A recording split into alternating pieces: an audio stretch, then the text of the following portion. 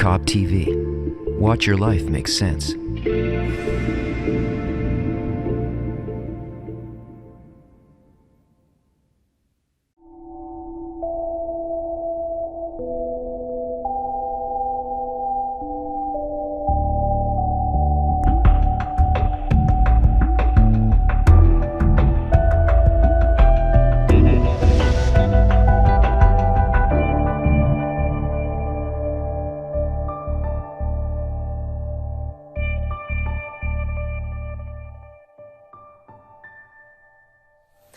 Welcome, hello everyone, welcome to Ask the Kabbalist. With me as always and ready to answer all your questions, Kabbalist Dr. Michael Laitman. Hi Dr. Laitman. Before we'll begin, I'll remind everyone that you can send questions, and you do that by going to tv.Kabbalah.info, and on our Ask the Kabbalist page you'll find a very user-friendly interface where you can send video questions, audio questions, or type your text questions right there. So let's begin right away with our first question for today. This one is coming from Philadelphia. It's a video question from Michael. Let's watch it. Can a Gentile, can someone who studies Buddhist, someone who follows a Sufi way of living, can someone who is a Christian, can we follow the path of Kabbalah and find elevation to the upper world? Undoubtedly. Without a problem. Yes, and Bala Sulam writes about this in his books.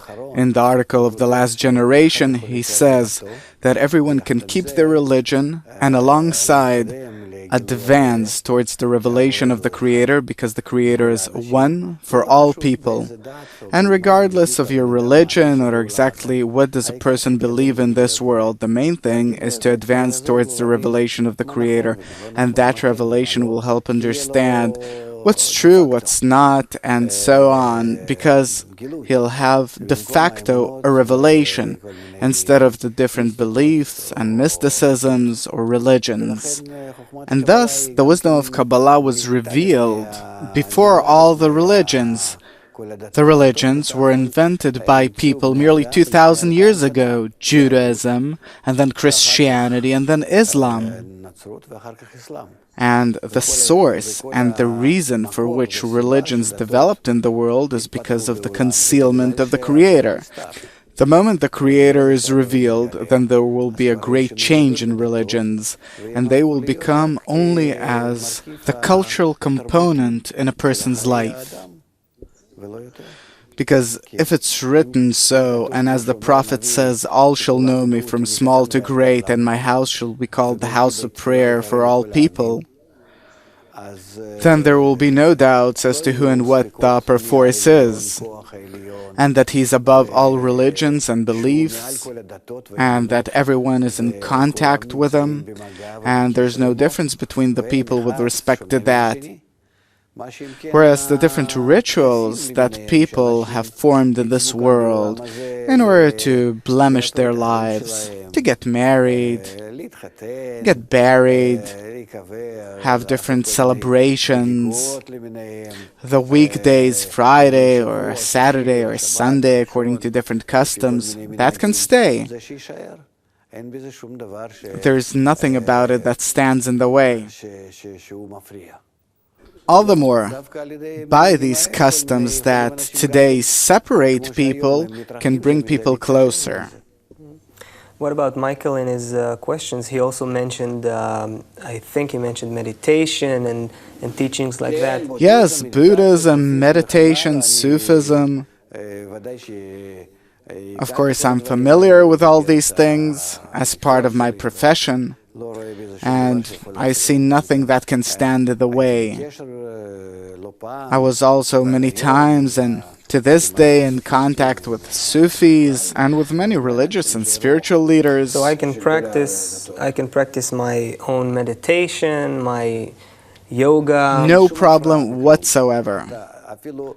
even no point in counting them, because in our world there are about 3,800 different beliefs and religions, and starting with mysticism and with the New Age of today, that's numerous. I even heard that people made up, just recently, they made up as a joke, two British comedians or something like that, they made up a religion called Tarvoism, something like that, and people followed it apparently.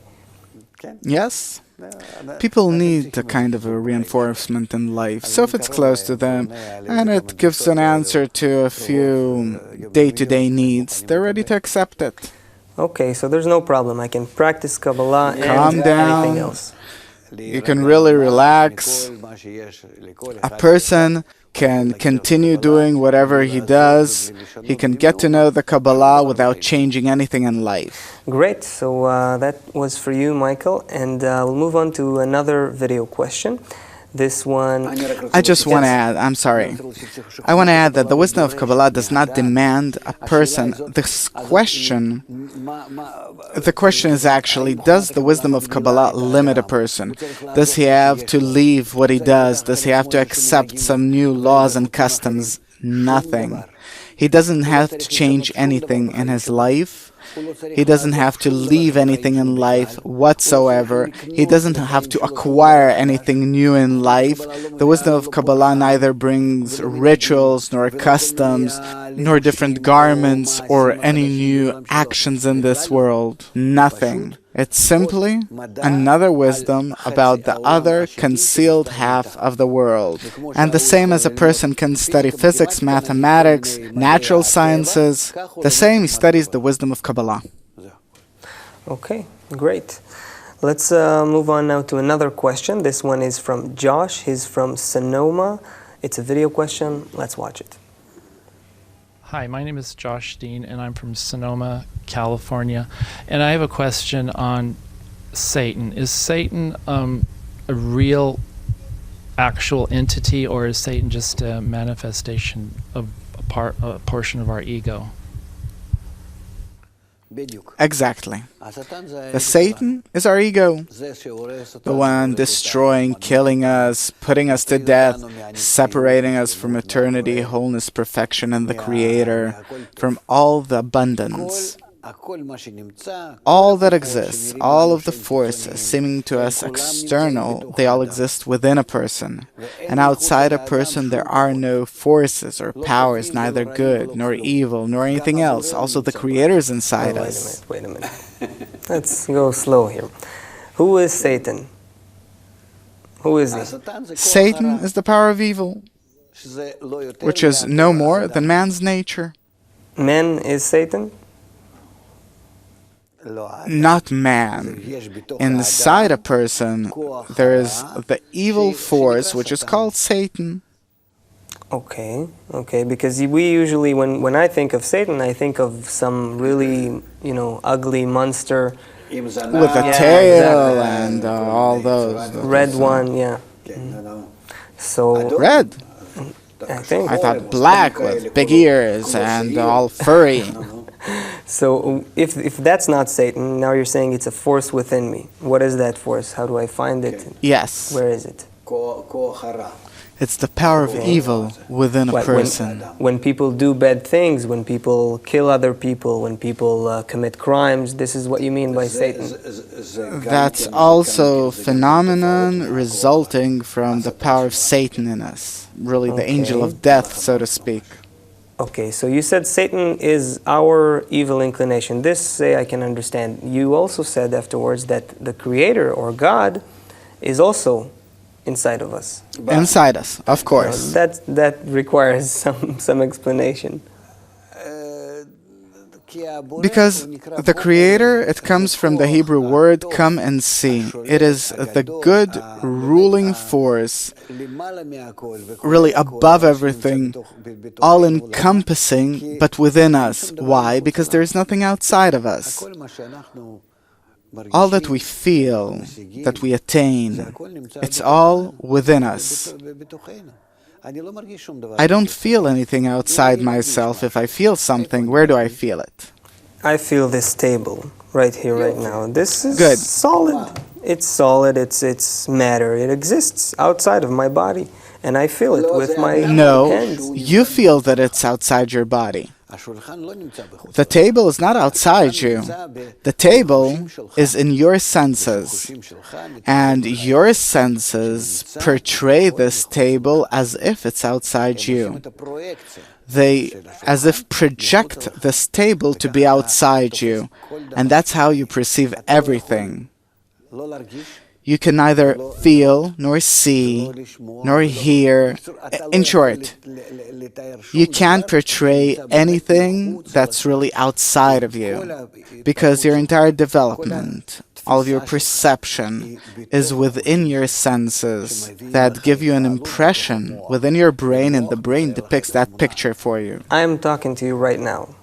Do you exist or not? I exist in your eyes, in your brain.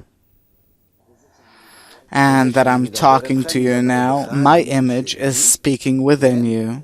Something called Michael Laitman that's inside you and speaks to you that way. Okay, but You can't say that I exist outside you and that I'm separate from you, because you don't know that. You know only that which is within your senses and inside your brain.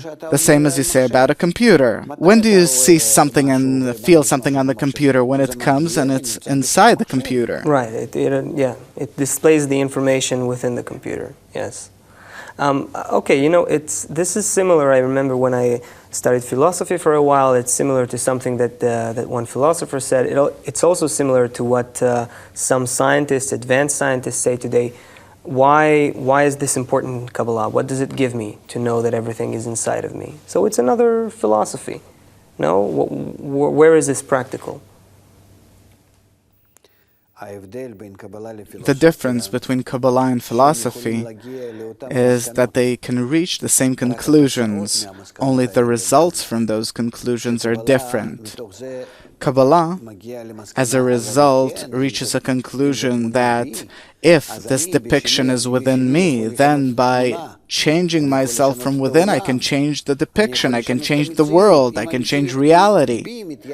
If the reality is formed within me, if I build reality out of my attributes, then I'll change my attributes and I'll change reality, I'll change my life. It's the same as in that well-known movie, The Matrix. Everyone knows, I believe.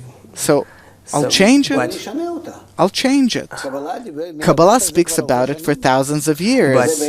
This is actually its whole theme, the reason for which it exists.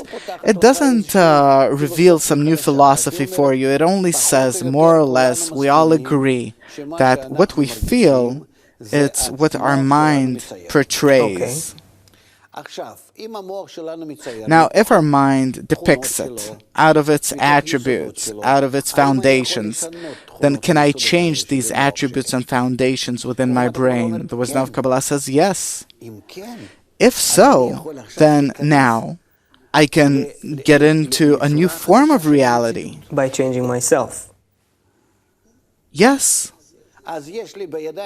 So, it's possible for me now to move from one depiction to another, from one dimension to another. I have the ability to switch worlds, to cross from one world to the other. I see this world now, and you, and this studio, and all these things, and suddenly I'm flying to a different reality, and I'm there. I don't even know what kind. If I can change, then please. Maybe an inner button, then I change within myself, and I already feel myself and the whole world different. And what is that button? How do you push it? Or what is it? That is the wisdom of Kabbalah, meaning the method of how to change reality by turning that button. The button's inside as to how to turn it, and in the right direction. That's what the wisdom of Kabbalah allows us to do. But can you give some sort of a general description of what this button is, or you have to study many years? Our world is entirely built on inner perception.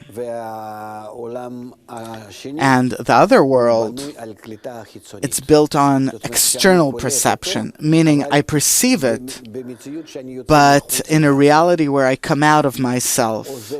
I leave myself and start sensing that which is outside me. Now I feel only that which enters me, which enters my vessels, my desire, whatever fulfills my desire. But besides me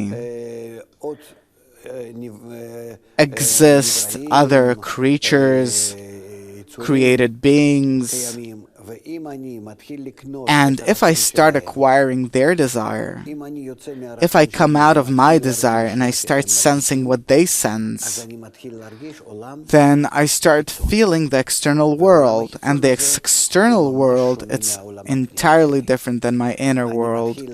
I start feeling in that external world, beyond time, space, motion, perception of reality, beyond that which is within me, in all of my foundations, beyond my three axes, the axis of time, distance, the three directions of the world, the sustenance of reality. I come out of that into another dimension. I live in others. And when I'm in others, there are already other dimensions. There is no time, space, or motion there. I cease to see the world through my senses. And then I call that perception the upper world, because I start feeling, sensing, not the power of reception that controls me, and only it, the only power that controls me, but now I start feeling the power of bestowal that rules and controls me, and that conclusive power of bestowal we call the Creator. So how does all of that have to do with what we said in the beginning, with Josh's question, with Satan and God, and these two forces? How does it? Because that power of reception of mine in which I live, and I have to do all that it obliges me to. That's the Satan and the angel of death, because eventually I die and it puts me to death, because I live here according to the dimension of time. But when I come out into others and I start feeling them the way they are, I stop feeling time, and I'm above time. Really, according to Einstein's theory, I transcend time. I come out into the upper light, above the current speed of light. And thus, I become a different creature. I start sensing reality which is above time, meaning I myself start feeling myself as eternal, meaning that very desire which I acquire, which is not my desire, it's the desire of the others, of the external to me. It's felt in me as eternal life. And then I no longer identify myself with my current desire, the will to receive, but only with the desire to bestow, the external desire, and the will to receive. It can as if disappear from me. I'll just become more free. Okay, let me just see if I understood correctly. You are talking about developing a whole new sense or new desire, as you said, that is disconnected from the body. It doesn't have anything to do with my body. So even if my body dies, I can keep identifying, you said, living, feeling that desire. Because even now you don't feel in your body. It seems to you that you feel in your body. You feel within your desire. It's not a body. Your body, that's also an illusion. Your desire depicts your body and reality, that we're here with these cameras and different things, and with this great big world. It's all merely a portrayal, a depiction that your desire depicts to you, and it's not something real. Well, I can tell you, this can be a great Hollywood feature. You wanted to talk philosophy, not me. No, but But you become accustomed to it, you start perceiving it, many people agree with it. It's also studied in universities. It's a certain perception of reality, which is, although advanced, but also very ancient. It comes to us from ancient Babylon. is the fact that you and I are talking about this right now and people are going to watch this, does that mean that humanity as a whole is going through this evolution that you're talking about? No, of course, of course. Today, the whole of humanity starts feeling itself included together. Everyone starts feeling that they're in an integral system, that I can't do what I feel like. We're all interconnected. Any small turmoil influences everyone. Yeah, I just read a beautiful research about how social influence works like in other levels of nature, and how all the 7 billion people on Earth are, even the last one influences the first one. From day to day, we more and more understand that there is one system with all of nature, still vegetative, animate, and the whole of humanity. We're all included in this one system, and we can't discern the two. And thus, this perception of reality that I'm talking about, it starts to be accepted. I see that people understand that that's how it is. And scientists, psychologists, they start digesting this. Okay, we have a few minutes left, so let's go to an audio question from Leslie. He's from Sacramento. Let's hear it. Hi, I'm Leslie. I'm from Sacramento. How do we overcome our obstacles and insecurities in this world with the financial crisis we have going on, and how do we know it's the right thing? I'm sorry, my friend, that is how you feel. But I don't think that the crisis will go away. I don't think that there are easy times ahead of us, and I'm sorry that I'm saying this. God forbid I'm not one of those people who wants to frighten and benefit something from that fear, fright, attention or something else. But the direction of nature is to oblige us to ascend above this life to a different dimension of existence, the one that we just talked about. And thus nature will oblige us through different blows, by pressure, to start thinking, what is the purpose of life? That this life isn't simply in order to get along, build a nice consuming society. That's not the reason for which we exist, but we exist for a higher, more exalted purpose, and to oblige a person to do so, to think about it. Unfortunately, there's no other way but by blows, or the wisdom of Kabbalah that's developing now in the world can bring a person the knowledge about this, that yes, we have to develop. It is worthwhile for us to develop, because ahead of us there's a good, nice development, a nice ascension where we achieve wholeness, perfection, eternity, freedom of the angel of death, and all the things that the wisdom of Kabbalah reveals to us. Thus it's worthwhile doing, even though we felt a small blow, and a small blow is enough for us, like a wise child that got a punishment, and that's enough for him to become a good child.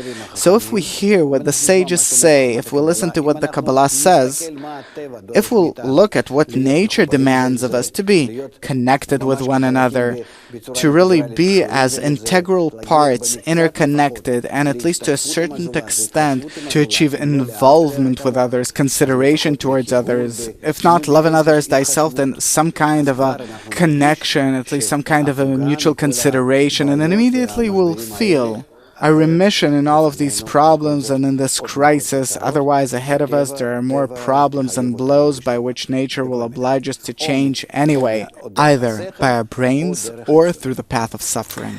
Okay, so Kabbalah explains that there's definitely a reason, a process, and a purpose. How it's possible to have a nice ascension without any problems and to reach from this life a better life without undergoing the great crisis. Okay, so thank you very much, Dr. Laitman. We have to wrap up at this point. Success to us all. Yes.